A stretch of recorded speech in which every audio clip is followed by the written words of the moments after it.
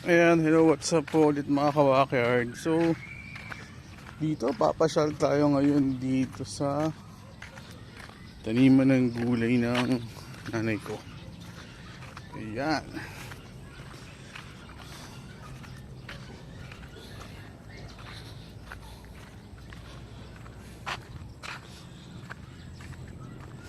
So, silipin natin ko at tingnan natin kung ano yung mga tanim nila.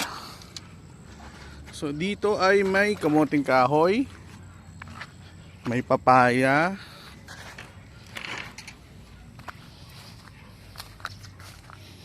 may saging, may kangkong, Chinese kangkong yan eh. Alam ko ito ay pipino. Yan. Tapos ito alam ko talong. Talong tong iba. Tapos ito talong din. Ito yung dati pang talong na hanggang ngayon may talong pa rin. Talong ito ay lemongrass, kalabasa, sili. Oh, pwede na magpakbet. Pa ba? Ito ay dahon ng kamote. Bus dito may mga tanim din. Mani. Ito man dito. Ayun. Maangat na nga iba. Okra, sili. Tapos dito naggawa ng baging para sa patola.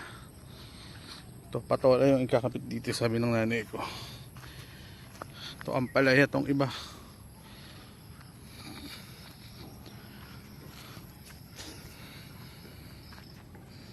Tapos dito ay ito ay kalamansi. Halo to eh. Oh, ito ano to? Ito yata pato ano rin to eh. Ano to? Pipino, kung di ako nagkakamali. Ito yung ampalaya niya ulit. Ayan. Part 2 ampalaya. Second cropping na namin ito ng ampalaya. Ayan.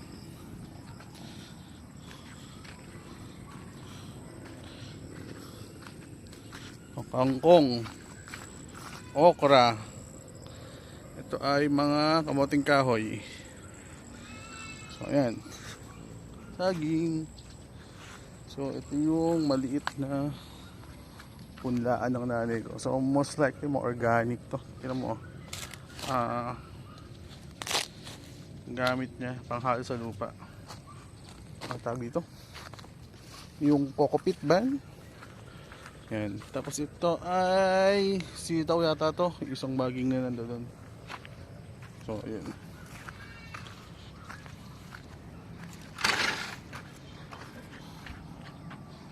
So, yun lang. Salamat.